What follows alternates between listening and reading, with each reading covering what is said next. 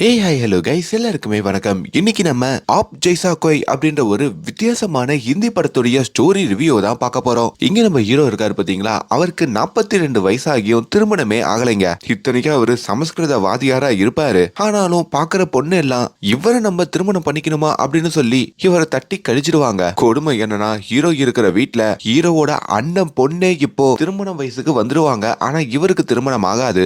இப்படி ஒரு சிக்கல்ல தான் இவரோட போன்ல ஒரு ஆப் ஏத்துறாரு. அந்த ஆப்ல நினைச்ச பொண்ணோட 24 மணி நேரமும் என்ன வேணா பேசலாம், எப்படி வேணா பேசலாம் அப்படின்ற மாதிரி ஒரு ரூல்ஸ் இருக்குங்க. அதுல நம்ம ஹீரோ சிக்கிக்கிட்டு என்னெல்லாம் பண்றாரு, அது மூலயமா இவரோட குடும்பம் என்ன பாதிக்கப்படுது, அதையும் தாண்டி அந்த ஆப் மூலயமா ஒரு வாழ்க்கையில ஒரு மிகப்பெரிய ட்விஸ்ட் வருது. அதெல்லாம் என்ன அப்படின்றதுதான் ரொம்ப இன்ட்ரெஸ்டிங்காவே இந்த கதையில பார்க்க போறோம். படம் ஓடிடில தமிழ் டப்பிங்கோடய அவைலபிளா இருக்கு. வாய்ப்பு இருந்தா பாருங்க. இப்போ இந்த கதையில என்ன இருக்குன்றத உள்ள போய் பார்த்துடலாம். லைக் கொடுக்கலனா ஒரு சின்ன லைக்கோட கண்டினியூ பண்ணுங்க.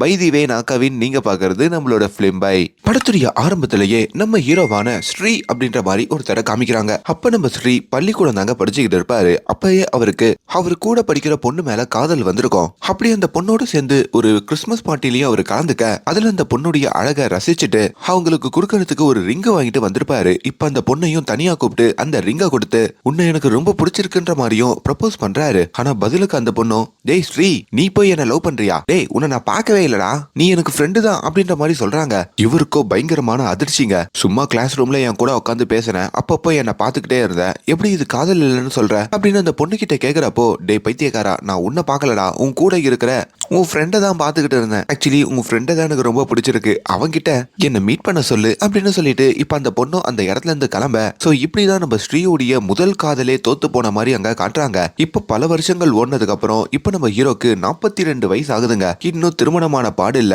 அப்படி அவர் சின்ன வயசு மெமரிஸ் எல்லாம் கனவு கண்டுகிட்டு காலையில தான் படுக்கையில எழுந்துக்கிறாரு. ஹீரோ காலையில எழுந்ததும் எக்ஸசைஸ் பண்ணுவாரு, நிறைய டயட் எல்லாம் ஃபாலோ பண்ணுவாரு. ஏன்னா இன்னும் திருமணமாகல, பெருசா தொப்ப கேப்பெல்லாம் போட்டக்கூடாது அப்படின்னு சொல்லி ரொம்ப கம்மியான அளவு தான் சாப்பிடுவாரு. வீட்டுல ஒரு எலி வளர்ப்பாரு. நம்ம ஹீரோக்கு இந்த வீணை வாசிக்கிறதுனா ரொம்ப பிடிக்குங்க. அப்படி இதையெல்லாம் பண்ணிட்டு நேரா பக்கத்துல இருக்கிற ஒரு ஜிம்முக்கு வராரு. அங்கதான் நம்ம ஹீரோவுடைய அண்ணன் ஒர்க் அவுட் பண்ணிக்கிட்டு இருக்க. நம்ம ஹீரோக்கு இந்த ஒர்க் அவுட்லாம் பெருசா இன்ட்ரெஸ்ட் இருக்காதுங்க. ஆனா ஹீரோவோட அண்ணனும், இன்னும் எத்தனை வருஷம் தான் இப்படியே இருக்க போற, உனக்கு பாக்குற பொண்ணு எல்லாருமே உன்னை வேணான்னு சொல்றாங்க, பேசாம பாடி பில்டர் ஆயிட்டனா உன் அழகா பார்த்து எதனா பொண்ணு ஓகே சொல்லலாம், நாளைக்கு என்னோட பிசினஸையும் நீ தான் டேக் ஓவர் பண்ண போற, இப்படி இருக்காததான்னு சொல்லி நிறைய அட்வைஸ் பண்ணுவாருங்க. பட் இதெல்லாம் நம்ம ஹீரோ கேட்ட பாடில்ல. ஆக்சுவலி நம்ம ஹீரோ சமஸ்கிருத வாதியாரா ஒரு பள்ளிக்கூடத்திலையும் இருப்பாரு. அப்படி அவரோட பள்ளிக்கூடத்துக்கு எப்பவுமே அங்க இருக்கிற ஒரு கவர்மெண்ட் பஸ்ல தான் போவாரு. அப்படி அந்த பஸ்லயும் போயிட்டு இருக்க, இப்ப நம்ம ஸ்ரீவுடைய அண்ணி இருக்காங்க பாத்தீங்களா, அண்ணனோட மனைவி, அவங்க கால் பண்றாங்க. நம்ம ஸ்ரீயோட அண்ணி ஹவுஸ் ஒய்ஃபா தான் இருப்பாங்க.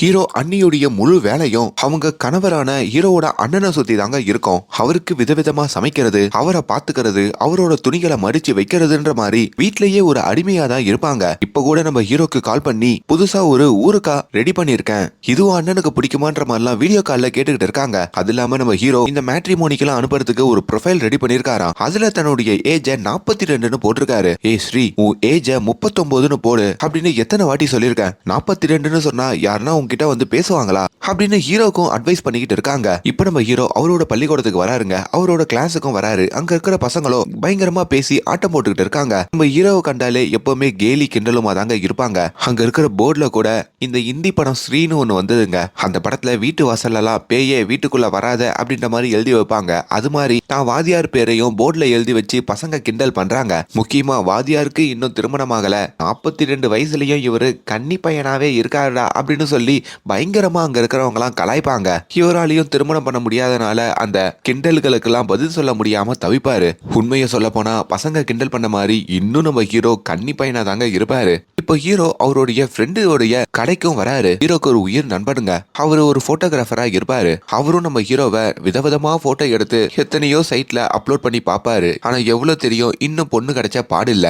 அப்படி ஒரு டைம்ல தான் நம்ம ஹீரோவுடைய நண்பன், மச்சான் ஒரு ஆப் வந்திருக்கா, அந்த ஆப்புடைய பேரு ஆப் ஜெய்சா கோய், 8 மாசத்துக்கு சேர்த்து அந்த ஆப்புக்கு நீ காசு கட்டினா போதும், அதுல நிறைய பெண்கள் வருவாங்க, அவங்க கூட நீ எப்படி வேணா பேசலாம், அப்படியே ஜாலியா வாழலாம், உன் லைஃபே மாறிடும் அப்படின்ற மாதிரியும் சொல்றாரு. அது இல்லாம ஹீரோவுடைய போன்ல கண்ட கண்ட ஆப், இந்த பொண்ணு பாக்குற ஆப் எல்லாம் இருக்கோங்க, அதை எல்லாத்தையும் அன்இன்ஸ்டால் பண்ணி இப்ப நம்ம ஹீரோவுடைய போன்ல அந்த ஆப்பையும் அவரோட ஃப்ரெண்டு தான் இன்ஸ்டால் பண்ணியே கொடுக்கறாரு. 2 வருஷத்துக்கு முன்னாடி எனக்கு திருமணம் ஆகிறதுக்கு முன்னாடி நான் இந்த ஆப்பை யூஸ் பண்ணதாகவும், அதுக்கப்புறம் எனக்கு திருமணமாகி இப்ப டைவர்ஸ் ஆயிடுச்சு, அதெல்லாம் வேற கதை. அதனால தான் நான் உனக்கு ரெக்கமெண்ட் பண்றதா நம்ம ஹீரோ கிட்டயும் அவர் சொல்ல, இப்ப நம்ம ஹீரோவும் அந்த ஆப்பை இன்ஸ்டால் பண்ணிட்டு ராத்திரி ஹெட்போன் எல்லாம் போட்டுக்கிட்டு தன்னுடைய வீட்டுல உட்காந்துக்கிட்டு இருக்காருங்க.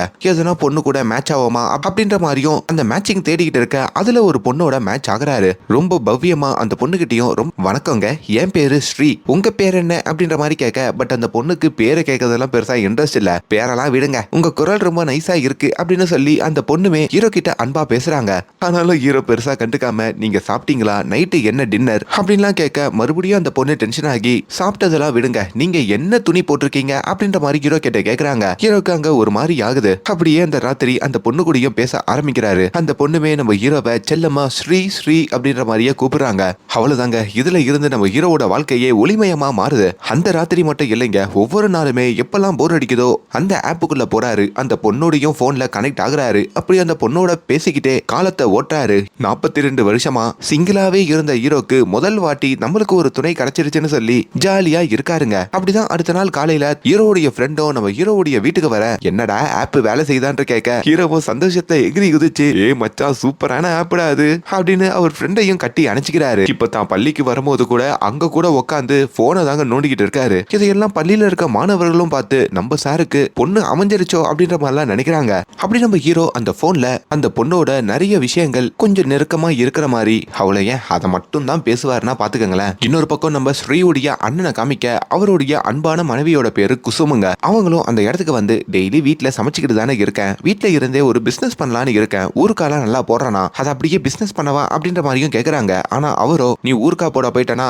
வேலைக்கு எனக்கு சோறு கொடுக்கறது யாரு, நான் தான் கை நிறைய சம்பாதிக்கிறேன்ல, உனக்கு எதுக்கு இந்த கண்ட எண்ணெல்லாம் வருது, வீட்டுல கொஞ்சம் அமைதியா இருக்கிற வேலையை பாருன்ற மாதிரி ரொம்ப கடுமையா பேசிடுறாரு. அதுல அந்த குசுமுக்கு ஒரு மாதிரி ஆகுது. அப்பதான் அடுத்த நாள் நம்ம குசுமோ தான் கணவருக்கு சமைக்கிறதுக்காக காய்கறி வாங்கிக்கிட்டு இருக்க, அப்ப நம்ம குசுமுடைய வீட்டுக்கு பாஸ்கர் அப்படின்ற மாதிரி ஒருத்தர் வராருங்க. இந்த பாஸ்கர் அப்படின்ற நபர் நம்ம குசுமோடையும், முக்கியமா குசுமோட கணவர் ஹீரோ அண்ணனோடையும் ஒரு நல்ல ஃப்ரெண்டா இருப்பாரு. கொஞ்ச நாளுக்கு முன்னாடி குசும் கிட்ட இருந்து இந்த ஊருக்கா வாங்கிட்டு போயிருப்பாரு. இப்ப அந்த ஊருக்கா நல்லா இருக்குன்னு சொல்லிதான் ஒரு ஸ்வீட் பாக்ஸ் எடுத்துட்டு வந்து அதுக்கு கைமாறா கொடுக்குறாரு. அங்க இன்னொரு சந்தோஷமான விஷயத்தையும் சொல்றாரு. கல்கத்தால எனக்கு தெரிஞ்சு, அதாவது என்னோட வீட்டுக்கு பக்கத்து வீட்டுல ஒரு பெரிய குடும்பம் இருக்கு, அவங்க எனக்கு ஒரு ஃபேமிலி ஃப்ரெண்டு மாதிரி தான். அவங்க வீட்டுல மது அப்படின்ற மாதிரி ஒரு பொண்ணு இருக்கு, 32 வயசாகியும் திருமணம் ஆகல, ஆனா நல்ல குடும்பமா இருக்கணும்னு சொல்லி அந்த பொண்ணுக்கு வரன் பார்த்துக்கிட்டு இருக்காங்க.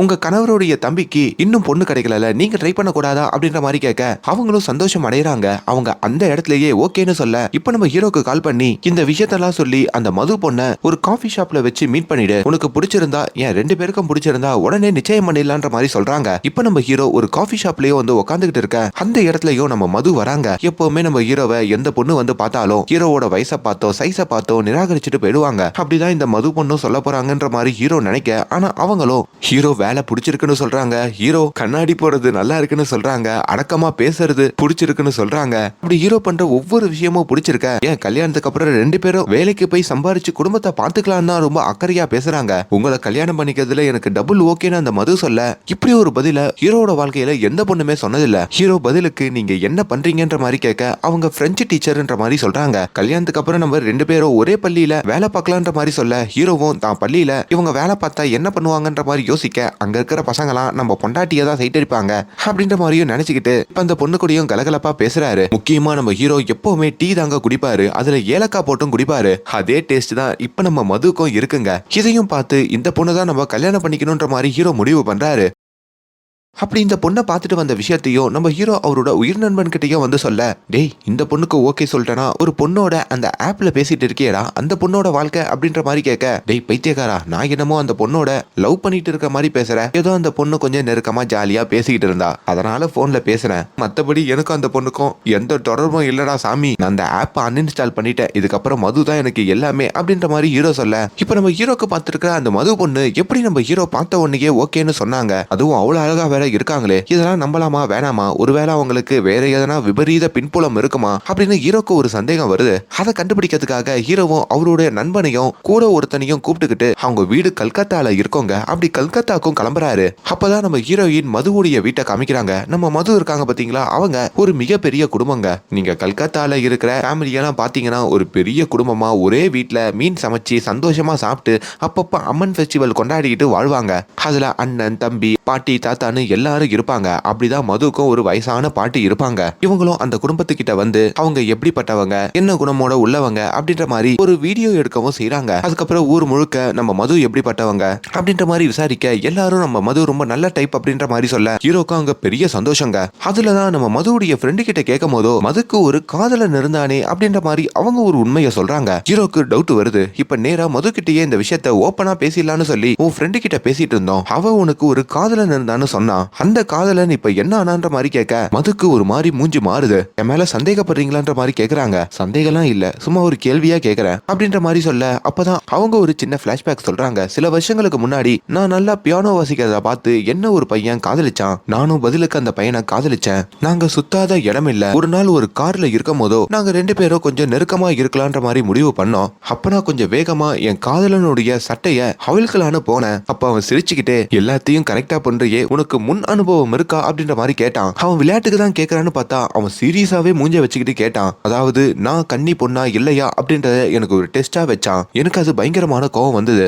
என்னை இவ்வளவு சீப்பா அவன் சந்தேகப்படுறானேன்ற ஒரு எண்ணம் வந்தது. அங்கேயே அவனோட பிரேக்கப் பண்ணிட்டேன் அப்படின்னு அவங்க கதையையும் ரொம்ப ஷார்ட்டா சொல்றாங்க. அதுக்கப்புறம் ஹீரோ கிட்டையும் இப்பெல்லாம் யாருமே ஒரு 18 வயசுக்கு அப்புறம் கன்னித்தன்மையோடய இருக்கிறது இல்ல அப்படின்னு இன்னொரு பிட்டையும் போடுறாங்க. இதுதான் நம்ம ஹீரோக்கு பயங்கர ஷாக்கா இருக்குங்க. ஏன்னா நம்ம ஹீரோ 42 வயசு வரைக்குமே கன்னி பையனாதான் இருப்பாரு. அதையெல்லாம் நினைச்சு பார்த்துக்கிட்டு நம்மளுக்கு ஒரு சிலையே வைக்கலாம் போல இருக்குன்ற மாதிரிலாம் அவர் அங்க யோசிக்கிறாரு. இந்த விஷயத்த நம்ம ஹீரோயின் கிட்டையும் சொல்லணும்னு நினைக்கிறாரு. ஆனா சொன்னா கிண்டல் பண்ணிடுவாங்களோ அப்படின்ற ஒரு பயத்துல மறைச்சிடுறாரு. அதுக்கப்புறம் நம்ம ஹீரோ ஹீரோயினுக்கு ரெண்டு பேருக்குமே நல்லா செட் ஆகுதுங்க. ரெண்டு பேரும் படத்துக்கு போறது, நிறைய பேசுறது, ரெண்டு பேரையும் பத்தி புரிஞ்சுக்கிறது. முக்கியமா ஹீரோயின் ஆபீஸ் முடிச்சிட்டு வர வரைக்கும் ஹீரோ ஒரு பெஞ்சில வெயிட் பண்ணுவாரு. அவங்களும் லேட் ஆச்சுன்னு சொல்லி ஹீரோ கிட்ட சாரி கேட்டா, இதெல்லாம் என் வாழ்க்கையில பண்ணதே இல்ல, ஒரு பொண்ணுக்காக காத்திருக்கிறப்பதான் இந்த காதலுடைய வேல்யூ புரியுதுன்ற மாதிரிலாம் புல்லரிச்சு போவாரு. அப்படி இவங்க ரெண்டு பேருக்கும் பிடிச்சு போன விஷயம் எல்லாம் நம்ம ஹீரோ ஹீரோயினோட வீட்டுக்கும் தெரியுதுங்க. ஹீரோயினோட பாட்டி ரொம்ப சந்தோஷப்படுறாங்க. இன்னொரு பக்கம் நம்ம ஹீரோ அண்ணனுடைய பொண்ணுக்கு வெளிநாட்டுல வேலை கிடைச்சிருக்குங்க. அவங்களும் அந்த சந்தோஷமான விஷயத்த சொல்ல, ஆனா அவங்க அப்பாவான ஹீரோவோட அண்ணனும் நீ வெளிநாட்டுக்கு வெளியூருக்கெல்லாம் வேலைக்கு போலாம், ஆனா வீட்டு வேலையை யாரு பாக்குறது, பெண்கள்னா வீட்டு வேலையை தான் பார்க்கணுன்ற மாதிரி தான் மனைவியை எக்ஸாம்பிளா வச்சு அவரு சொல்றாரு. அந்த நேரம் அவங்க மனைவி வேற ஒரு டீ போட்டு வந்து ஹீரோ அண்ணனுக்கு கொடுக்க, டீல ஏலக்காயே போடல, நல்லா பசுமாடு மாதிரி இருக்கல, இது கூட சரியா உனக்கு போட தெரியாதான்ற மாதிரி மத்தவங்க முன்னாடியும் தான் மனைவிய மட்டம் தட்டுறாரு. அதுவும் அந்த குசுமுக்கு ஒரு மாதிரி ஆகுதுங்க. அவங்க ஊரு வழக்கப்படி திருமணத்துக்கு முன்னாடி மணமகன் வீட்டுக்கும் மணமகள் வீட்டுக்கும் குடும்பத்தோட போவாங்க. அப்படி இப்ப மணமகளுடைய வீட்டுக்கு ஹீரோவோட குடும்பம் வந்திருக்க, அங்க நம்ம ஹீரோயின் பியானோ வாசிக்க, இங்க நம்ம ஹீரோ வீணை வாசிக்கிறாரு. அதெல்லாம் பார்த்து குடும்பம் புல்லரிச்சு போகுதுங்க. அங்க உங்க வீட்டுக்கு வந்த மாதிரியே நீங்களும் எங்க வீட்டுக்கு வரணும்ன்ற மாதிரியும் வரவேற்கிறாங்க. நம்ம ஹீரோயினும் ஹீரோவை கூட்டிட்டு போயிட்டு அவங்களோட ரூம் எல்லாம் சுத்தி காமிக்க, அப்படியே இவங்க ரெண்டு பேரும் கொஞ்சம் ஜாலியா பேசிக்கிட்டு இருக்காங்க. ஹீரோயினும் ஹீரோ பக்கத்துல நெருங்க, ஹீரோக்கு அங்க ஒரு மாதிரி ஆகுதுங்க. அவங்க ஹீரோவை செல்லமா டாடி அப்படின்ற மாதிரி கூப்பிட, அதை கேட்டதும் ஹீரோக்கு இதை நான் எங்கேயோ கேட்ட மாதிரி இருக்கேன்ற மாதிரி மைண்ட் மாறுது. அதுக்கு ஹீரோவும் ஹீரோயினை மம்மின்னு கூப்பிட, அப்படி டாடி மம்மின்னு கூப்பிட்டுக்கிட்டு ரெண்டு பேரும் அங்க ஜாலியா பேசிக்கிட்டு இருக்காங்க. இதெல்லாம் வெளியே பாக்குற ஹீரோவோட அண்ணியும் இவங்க ரெண்டு பேரும் தனி அறையில இருக்கும் போது கூட அப்பா அம்மாவை பத்தி தான் யோசிக்கிறாங்கன்னு சொல்லி அங்க தப்பா புரிஞ்சுக்கிட்டு குடும்பத்துக்கிட்டையும் சொல்லிடுறாங்க. அவ்வளவுதாங்க. இப்ப நம்ம ஹீரோவோட கனவும் நிறைவேறுது. ஒரு மண்டபத்துல நம்ம ஹீரோக்கும் ஹீரோயினுக்கும் அங்க நிச்சயம் ஆகுதுங்க. அந்த நிச்சயதார்த்தத்திலயும் நம்ம ஹீரோ கொஞ்சம் டென்ஷனோட இருக்காரு. உன்னை வேணா நான் இப்ப கூலாக்கவா, சரி ஓகே நம்ம ரெண்டு பேரும் கால் பேசுற மாதிரி இங்க நடிப்போம் அப்படின்னு சொல்லி ஹீரோயினும் நம்ம ஹீரோக்கு கால் பண்ற மாதிரி போனை எடு அப்படின்ற மாதிரி சொல்றாங்க. ஏ ஸ்ரீ எப்படி இருக்க, என்ன ஸ்ரீ என்ன மறண்டியா, ஏ ஸ்ரீன்னு சொல்லி ஹீரோவுடைய பேரையே அவங்க செல்லமா சொல்லிக்கிட்டே இருக்காங்க. அப்படி அவங்க சொல்ல சொல்ல ஹீரோக்கு இந்த வாய்ஸ் நான் எங்கேயோ கேட்டிருக்கனே அப்படின்ற ஒரு ஞாபகம் வருதுங்க. ஒரு கடத்துல ஆத்தாடி ஆத்தா, அந்த ஆப்ல நம்ம ஒரு பொண்ணோட அப்படி இப்படி பேசுவோமே, அந்த பொண்ணோட வாய்ஸ் மாதிரி இருக்கே, ஒருவேளை இவதான் அந்த பொண்ணுன்ற மாதிரி. அப்பதான் நம்ம ஹீரோ கன்ஃபார்ம் பண்றாரு, அடங்கொய்யால அந்த பொண்ணே நம்மள ஏமாத்தி இப்ப அந்த பொண்ணையா நம்ம திருமணம் பண்ணிக்க போறோம். அந்த ஆப்ல நம்மள மாதிரி அந்த பொண்ணு எத்தனை பேர்கிட்ட பேசியிருக்கோமோ அப்படின்ற மாதிரியும் மனசெல்லாம் துடிக்குது. இந்த கலக்கத்தோடைய நிச்சயம் முடிச்சிட்டு தன்னோட பள்ளிக்கூடத்துக்கு வர, பள்ளிக்கூடத்துல கூட நம்ம ஹீரோயினுடைய நினைப்பு தாங்க ஹீரோக்கு இருக்கு. நம்மள அவ ஏமாத்திட்டாலோன்ற மாதிரியே நினைச்சுக்கிட்டு இருக்காரு. இப்ப ராத்திரி அந்த ஆப் கஸ்டமர் கேருக்கும் போன் பண்ணி, உங்க ஆப்ல பேசின ஒரு பொண்ணு என்ன ஏமாத்திட்டா அப்படின்ற மாதிரியும் கம்ப்ளைண்ட் பண்ண, ஆனா அவங்க கம்ப்ளைண்ட்டை எடுக்க மறுக்கிறாங்க, போனை கட் பண்ணிடுறாங்க. இப்போ ஹீரோவும் இந்த விஷயத்தை கொண்டு வந்து தான் ஃப்ரெண்டு கிட்டயும் சொல்ல அவர் ஃப்ரெண்டுமே ஷாக் ஆகுறாரு. அடப்பாவி, இதை இப்பதான் கண்டுபிடிச்சியா? ஆக்சுவலி அந்த ஆப்ல 2 வகையான பெண்கள் இருப்பாங்க. ஒன்னு உன்ன மாதிரியே பேசுற கால்ல வந்து கனெக்ட் ஆகுற பொண்ணு இருப்பாங்க. சில பேரு அந்த ஆப்ல ஒர்க் பண்ற பெண்களும் இருப்பாங்க. ஒருவேளை உன்னோட ஆளு அந்த மது அந்த ஆப்ல ஒர்க் பண்ணா, அப்போ உன்ன மாதிரி இந்த ஆப்ல மொத்தம் 80,000 பேர் இருக்காங்க. எத்த ஆண்கள் கிட்ட அவ அப்படி பேசிருப்பா அப்படின்னு இன்னமும் உசுப்பேத்தி விடுறாரு. இதுல ஹீரோவோட மனசு அங்க குப்பை தொட்டியா மாறுதுங்க.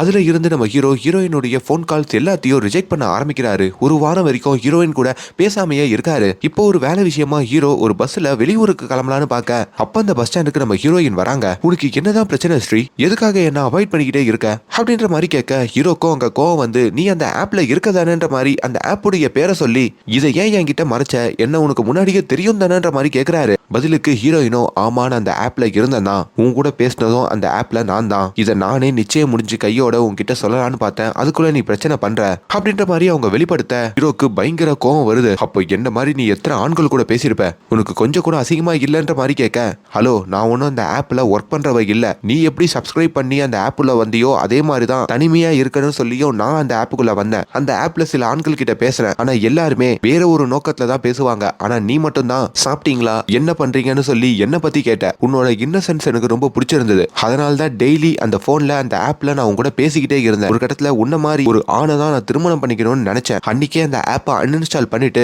எங்க வீட்டுல சொல்லி உன்னை மாப்பிள பார்க்க சொல்லி ஒரு கடத்துல உன்னை ரொம்ப சின்சியரா இப்ப காதலிச்சுக்கிட்டு இருக்கேன். என்ன நம்பு ஸ்ரீ, நான் உனக்கு மோசம் பண்ண மாட்டேன். ஒரு ஆணா இருந்து நீ அந்த ஆப்பை யூஸ் பண்ணலாம், ஒரு பெண்ணா இருந்து நான் யூஸ் பண்ண கூடாதா? இது என்ன நியாயம்ன்ற மாதிரி கேட்க, ஆனா ஹீரோவுமே யூஸ் பண்ண கூடாது, பெண்களுக்குன்னு சில கட்டுப்பாடு இருக்கு, எங்க வீட்டுல டீசென்டான பொண்ணுங்களை தான் அக்செப்ட் பண்ணிப்பாங்க, உன்ன மாதிரி ஆளுங்களை இல்ல அப்படின்னு என்கேஜ்மெண்ட்ல போட்ட அந்த ரிங்கையும் நம்ம ஹீரோ கலட்டி கொடுக்குறாரு. பதிலுக்கு ஹீரோயினும் கோவப்பட்டு, நீ எவ்வளவு கேவலமா யோசிப்பன்னு நினைக்கல, நீ என்ன வேணான்னு சொல்றது, நான் வேணான்னு சொல்றேன்னு சொல்லி அவங்க ரிங்கையும் கலட்டி கொடுத்துட்டு அங்க இருந்து போறாங்க. இப்ப நம்ம ஹீரோ அவரோட வீடு திரும்ப இந்த திருமணம் கோலத்துல வீட்டுல நிறைய டெக்கரேஷன்லாம் பண்ணி இருக்காங்க. ஆனா ஹீரோவும் இந்த திருமணம் நின்னுருச்சு, எனக்கு அந்த பொண்ணை பிடிக்கல, அந்த பொண்ணு எவ்வளவு கேவலமான ஒரு ஆப்ல இப்படி எல்லாம் பேசியிருக்கான்ற மாதிரி எல்லா உண்மையும் அவங்க வீட்டுல இருக்கவங்க கிட்ட சொல்றாரு. இதை கேட்கிற அவங்களும் பயங்கரமா கோவப்பட, இப்ப ஹீரோவோட அண்ணன் இருக்காரு பாத்தீங்களா, அவர் ஆல்ரெடி பெண்கள்னாலே இப்படிதான் இருக்கணும்ன்ற மாதிரி சொல்ற ஆளு. அவரோட குடும்பத்தை மொத்தமா கூப்பிட்டுக்கிட்டு ஹீரோயினோட வீட்டுக்கு வந்தோம் பயங்கரமா சண்டை போடுறாரு. அப்படி 2 குடும்பமும் சண்டை போட்டு அங்க இவங்க திருமணமே நிக்கிற மாதிரி காட்டுறாங்க. இன்னொரு பக்கம் நம்ம ஹீரோவும் இப்படி எல்லாம் பேசினதுனாலையும் அவரோட நிச்சயம் நின்னதுனாலையும் சில சடங்கெல்லாம் பண்ணணும்ன்ற மாதிரி அவர் வீட்டு ஜோசியக்காரர் வந்து சொல்றாருங்க. அதனால ஹீரோ திருமண தோஷம் முடியறதுக்கு ஒரு செடிக்கு நம்ம ஹீரோ தாலி கட்டி திருமணம் பண்ற மாதிரி அந்த தோஷத்தையும் கழிக்கிறாரு. அதே சமயம் நம்ம ஹீரோயினுக்கும் ஹீரோவுடைய ஞாபகங்கள் அதிகரிக்குது. இன்னொரு பக்கம் ஹீரோவும் என்னதான் கோவமா ஹீரோயின் வேணான்னு சொல்லிட்டாலும் நாட்கள் செல்ல செல்ல ஹீரோயினை பத்தியே நினைச்சுக்கிட்டு இருக்காரு. ஹீரோ அண்ணனுடைய பொண்ணு இருக்காங்க பாத்தீங்களா, அவங்களுக்கு இப்போ வெளியூர்ல வேலை கிடைச்சிருக்குங்க கல்கத்தால. அந்த வேலைக்காச்சும் போறன்ற மாதிரி தான் அப்பா கிட்ட வந்து கேக்குறாங்க. அவருமே ஒரு பொண்ணு நீ தனியா போயிட்டு எப்படி சமாளிப்ப, உன்னாலாம் போக முடியாதுன்னு சொல்ல, அப்பதான் அவங்களோட அம்மாவான இந்த குசும் இருக்காங்கல்ல, அவங்க வந்து தான் கணவர்கிட்ட நான் பொண்ணோட போறேன், நம்ம பொண்ணை நான் பாத்துக்கிறேன், அவளுக்கு வேலை செட் ஆனதுக்கு அப்புறம் நான் ஊருக்கு வரேன் அப்படின்ற மாதிரி சொல்றாங்க. இப்ப வீட்டுல யாரு சமைப்பான்ற மாதிரி அவங்க கணவர் கேட்க, நான் வேலைக்காரிக்கு எல்லாமே சொல்லி கொடுத்து தான் போறேன், ஒன்னும் கவலைப்படாதீங்கன்னு சொல்லிட்டோம். இப்ப அவங்க பொண்ணை கூப்பிட்டுக்கிட்டு கல்கத்தாக்கு கிளம்புற மாதிரியும் அப்படி அவங்கள ரயில் ஏத்தி விடத்துக்கு நம்ம ஹீரோ அங்க வராரு. இப்ப நம்ம ஹீரோ அந்த பிரேக்கப் சோகத்துல வேற இருக்காருல, அதையுமே அவங்க அண்ணன் பொண்ணு பாக்குறாங்க. சித்தப்பா, முதல் வாட்டி உங்களுக்கு காதல் வந்து பிரேக்கப் ஆயிருக்கு, அந்த சோகத்துல நீங்க இருக்கீங்கன்னு தெரியுது, ஆனா ரொம்ப பிற்போக்கா யோசிக்கிறீங்க சித்தப்பா. உங்களுக்காக ஒரு பொண்ணு எவ்வளவு ஓப்பனா பேசி உங்களை பாத்துக்கிற உங்க இன்னசென்ட பாட்டு லவ் பண்ணணும்னு சொன்னா அந்த பொண்ணை விட்டுறாதீங்க சித்தப்பா, நான் சொன்னா கேட்க மாட்டீங்க, உங்களோட முடிவு அப்படின்னு சொல்லிட்டோம். இப்ப அந்த பொண்ணுமே அங்க இருந்து ட்ரெயின் ஏறி கிளம்புறாங்க. ஹீரோக்குமே ஒரு சிந்தனை வருதுங்க. ஆனா ஹீரோ இன்னமும் ஹீரோயினை மறக்க முடியாம தானே இருப்பாரு. அந்த ராத்திரியே தான் ஃப்ரெண்டோட உட்காந்து பயங்கரமா குடிக்கிறாரு. இன்னும் என்னால அந்த மதுவை மறக்க முடியல மச்சான்ற மாதிரியும் கதறி அழுகிறாரு. பதிலுக்கு அவர் ஃப்ரெண்டுமே அந்த பொண்ணு ரொம்ப கெட்டவ அப்படின்றத நீ கண்டுபிடிச்சதுக்கு அப்புறமா அந்த பொண்ணை மறக்க முடியலனா இதுக்கப்புறம் என் கூடவே பேசாத, ஒரு ஆணா இருக்கிறதுக்கே நீ தகுதி இல்லாதவன்ற மாதிரி மறுபடியும் உசுப்பேத்தி விட. ஆனாலும் இப்ப அவர் ஃப்ரெண்டோட பேச்ச கூட ஹீரோ கேட்காம, பரவாயில்ல அந்த பொண்ணு முன்னாடி அந்த ஆப்புக்கு போய் தப்பு பண்ணிட்டா, இதுக்கப்புறம் நம்ம நம்பி வந்துட்டா தப்பு பண்ண மாட்டா அப்படின்ற மாதிரியும் ஹீரோ நினைக்கிறாரு. அவளை மன்னிச்சு ஏத்துக்கலான்ற மாதிரியும் மனசு மாறி இப்ப நம்ம ஹீரோ நேரா அங்க இருந்து கிளம்பி கல்கத்தாக்கும் வராருங்க. அப்படி நம்ம மது டீச்சரா இருக்கிற அந்த காலேஜுக்கும் வந்து அவங்கள பார்க்கலான்னு வர, ஆனா அவங்களோ அங்க ஒரு லைப்ரரியில உட்காந்து படிச்சுக்கிட்டு இருக்காங்க. அப்படி லைப்ரரியில இருக்கிற அவங்க கிட்ட பேசலான்னு ஹீரோ நினைக்கிறாரு. ஆனா அதுக்குள்ள நம்ம மது கிட்ட ஒரு பையன் வந்து பேசுறாங்க. அந்த பையனை உத்து பார்க்கும் போது தான் தெரியுது அது நம்ம மதுவுடைய எக்ஸ் லவர்னு சொல்லி. அவனுமே நான் மது கிட்ட வந்து இன்னொரு காலத்துல நான் உன்கிட்ட ரொம்ப தப்பா நடந்துகிட்டேன், உன்னை ஹர்ட் பண்ற மாதிரி நிறைய விஷயங்கள் பேசிட்டேன், அதுக்கெல்லாம் என்ன மன்னிச்சிடு, என்னை ஏத்துக்க மது அப்படின்ற மாதிரியும் பேசுறான். மதுவுமே என்னால முடியாது அப்படின்ற மாதிரி அந்த பையன் கிட்ட பேசிக்கிட்டு இருக்க. இதெல்லாம் நம்ம ஹீரோ ஒரு ஓரமா இருந்து பாக்குறாரு. லைப்ரரி அப்படின்றதுனால அந்த பையனோட சரியா பேச முடியாம இப்ப அந்த பையனை கூப்பிட்டுக்கிட்டோம் நம்ம மது ஒரு காஃபி ஷாப்புக்கும் வராங்க.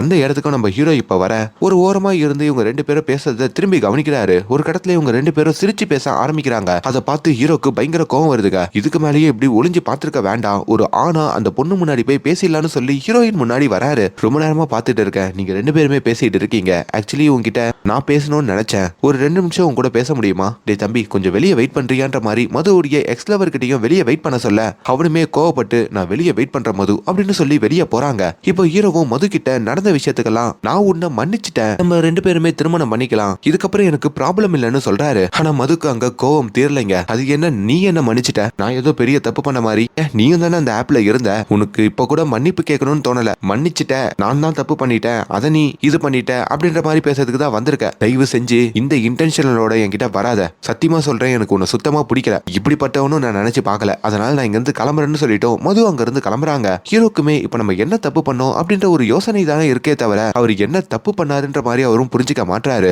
இன்னொரு பக்கம் ஹீரோவுடைய அண்ணன் இருக்காரு பாத்தீங்களா, அவருமே இப்போ கல்கத்தாவுக்கு வந்திருக்காருங்க. தான் பொண்ணை பார்க்கறதுக்கு தான் வந்திருக்காரு போல. பொண்ணும் அவரோட மனைவியும் போன் எடுத்த பாடு இல்ல. அதனால இப்ப ஹீரோக்கு கால் பண்ணி தன்னை வந்து ரயில்வே ஸ்டேஷன்ல பிக்கப் பண்ணிக்க சொல்றாரு. அப்படி ஹீரோவோட அண்ணனும் டாக்ஸில வந்துகிட்டு இருக்க அப்பதான் அந்த டாக்ஸிக்கு எதிர்க்க இன்னொரு டாக்ஸியை பாக்குறாரு. அதுல தான் மனைவி குசும் இருக்கிறதையும் ஹீரோவுடைய அண்ணன் கவனிக்கிறாரு. ஏய் குசும், எத்தனை வாட்டி போன் பண்ற, போனை எடுக்க மாட்டேன்ற மாதிரி கத்த. அப்பதான் குசுமுடைய பக்கத்துல பாஸ்கர் அப்படின்ற ஒரு நபர் இருக்காருங்க. அந்த பாஸ்கர் யாரு, நம்ம ஹீரோயினுடைய வீட்டுக்கு பக்கத்து வீட்டுல இருக்கிறவரு. அவருக்கு இன்னும் திருமணம் ஆகல போல.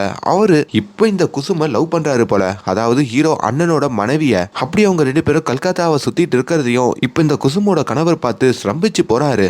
இந்த கோவத்தோடையே அவரு ஒரு ஹோட்டலுக்கு வர இப்ப அந்த ஹோட்டலுக்கும் குசுமும் அந்த பாஸ்கர் அதுக்கப்புறம் பொண்ணு வீட்டு சேர்ந்தவங்கன்னு சொல்லி எல்லாரும் அங்க வராங்க. இப்ப அந்த குசுமும் நம்ம ஹீரோடைய அண்ணன் இருக்காருல, அவர் கணவர், அவர் முன்னாடி வந்து இது வரைக்கும் உங்க வீட்டுல நான் ஒரு அடிமையா தான் இருந்தேன், உங்க மனைவியா இருந்திருக்கேன், உங்க தம்பிக்கு ஒரு நல்ல அண்ணியா இருந்திருக்கேன், என் பொண்ணுக்கு ஒரு நல்ல அம்மாவா இருந்திருக்கேன். ஆனா அதை தவிர்த்து இந்த குசுமுன்றவ இந்த வீட்டுக்கு யாரு, இது வரைக்கும் எனக்காக நான் எதுவுமே பண்ணிக்கலையே, அப்படி நான் ஒரு பிசினஸ் ஆரம்பிக்கணும்னா கூட அதை ஆரம்பிக்க விடாம பண்ணிட்டீங்களே, வீட்டு வேலை பார்த்து பார்த்து தேஞ்சு போனதானே இந்த குசும். அப்பதான் நான் இந்த பாஸ்கரை பார்த்தேன், அன்பா பேசினாரு, முக்கியமா எனக்கு மரியாதை கொடுத்தாரு, நீங்க அந்த மரியாதையை இது வரைக்கும் கொடுத்துருக்கீங்களான்னு கேட்க அங்க ஹீரோவுடைய அண்ணனுக்கோ பயங்கர கோவம் வந்து அவன் கூட சுத்துறதுக்கு சும்மா காரணம் சொல்லாத, அந்த மரியாதையை நானும் உனக்கு கொடுத்திருக்கேன்னு சொல்ல பதிலுக்கு அவங்களும் என்ன நீங்க பசுமாடுன்னு சொல்லுவீங்க, 4 பேருக்கு எதிர்க்க திட்டுவீங்க, அதெல்லாம் உங்களுக்கு மரியாதையா தெரியுதான்னு கேட்க இதே சபையில உங்களை நான் மாடு எருமைன்னு திட்டினா நீங்க அதை அக்செப்ட் பண்ணிப்பீங்களா, உங்களுக்கு ஒரு கௌரவம் எனக்கு வேற கௌரவமா அப்படின்னு எல்லாத்தையும் போட்டு உடைக்கிறாங்க. இது அந்த சபையில இருக்க யார் புரிஞ்சுக்கிறாங்களோ இல்லையோ குசுமுடைய பொண்ணு இருக்காங்கல்ல அவங்க புரிஞ்சுக்கிறாங்க.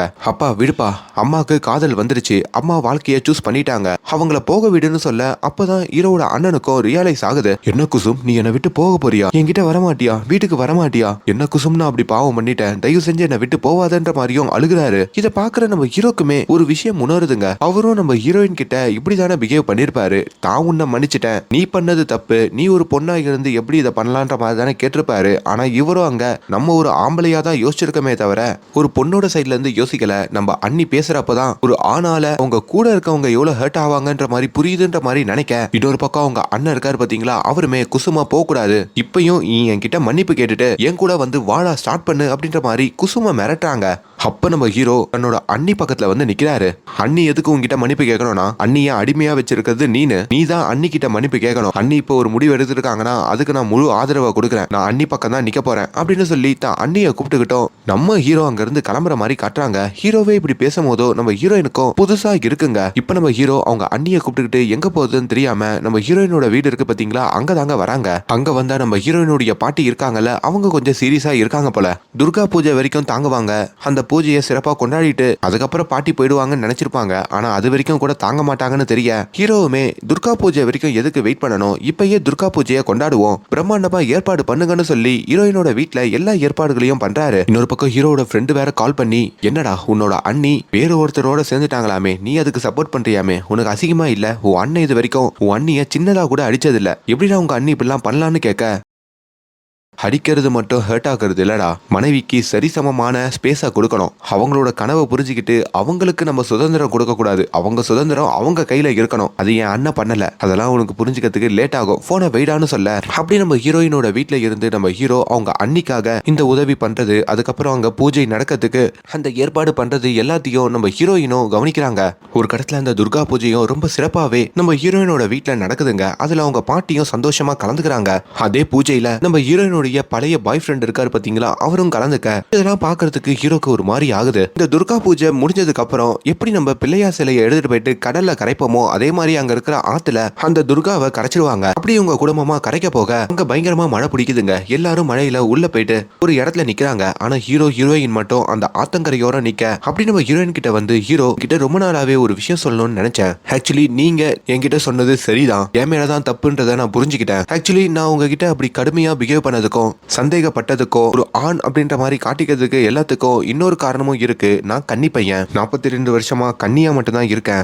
என்ன கைய பிடிச்ச முதல் பொண்ணு நீதான். இந்த விஷயம் எனக்குள்ள இருந்துகிட்டே இருக்கிறப்போ எனக்கு வர பொண்டாட்டியோ என்ன மாதிரியே இருக்கணும்ன்ற மாதிரி பேராசைப்பட்டேன். அதை நினைச்சே நீங்க அந்த ஆப்ல யாரு கூடனா தப்பா பேசியிருப்பீங்களோ அப்படின்ற மாதிரி முன்முடிவு எடுத்து உங்ககிட்ட நான் அப்படி தப்பா பிஹேவ் பண்ணிட்டேன். இதுக்கு என் வளர்ப்பும் காரணம்னு சொல்லலாம். என் அண்ணனும் அப்படிதான். என் குடும்பமே இப்படி இருக்கும் போதோ நான் மட்டும் அதுல இருந்து கொஞ்சம் லிபரலா வெளியே வந்து யூக்கலா யோசிக்கிற எண்ணெல்லாம் எனக்கு அப்ப இல்ல. அண்ணி எப்போ அப்படி ரியாக்ட் பண்ணாங்களோ அதுல இருந்துதான் யோசிக்க ஆரம்பிச்சேன். ஏன் நாட்டுல இருக்கிற பாதி ஆண்கள் வீட்டுல மனைவிய அவங்களுக்கே தெரியாம அடிமையா வச்சிருக்காங்க தானே. ஆனா அந்த கண்ணு இப்போ திறந்துருச்சு. மேபி நான் எங்க வீட்டுல பிறக்காம உங்க வீட்டு மாதிரி கொஞ்சம் ஃபெமினிசம் பேசுறவங்க சோசியலா திங்க் பண்றவங்களோட நான் இருந்திருந்தா என்னோட திங்கிங்கும் நானும் வேற மாதிரி இருந்திருக்கலாம். அதனால அந்த தவறை மன்னிச்சு என்னை ஏத்துக்கோங்க. நான் பண்ணது தப்பு தான், என்ன மன்னிச்சிருங்கன்ற மாதிரி வாய் விட்டு கேக்குறாரு. மது, உங்களுக்கு சரிசமமான உங்களை ஈக்குவலா ட்ரீட் பண்ற காதலை கொடுக்கறதுக்கு நான் ரெடி. நீங்க என்ன காதலிக்கிறீங்களான்னு கேட்க அவங்களும் ஆமான்னு தலையாட்டி ஹீரோவோட கைய பிடிக்கிறாங்க. ஹீரோக்கு சின்ன சந்தேகம் வருது. கொஞ்ச நேரத்துக்கு முன்னாடி உங்க எக்ஸ் பாய் ஃப்ரெண்டு பூஜைக்கு வந்தாரு,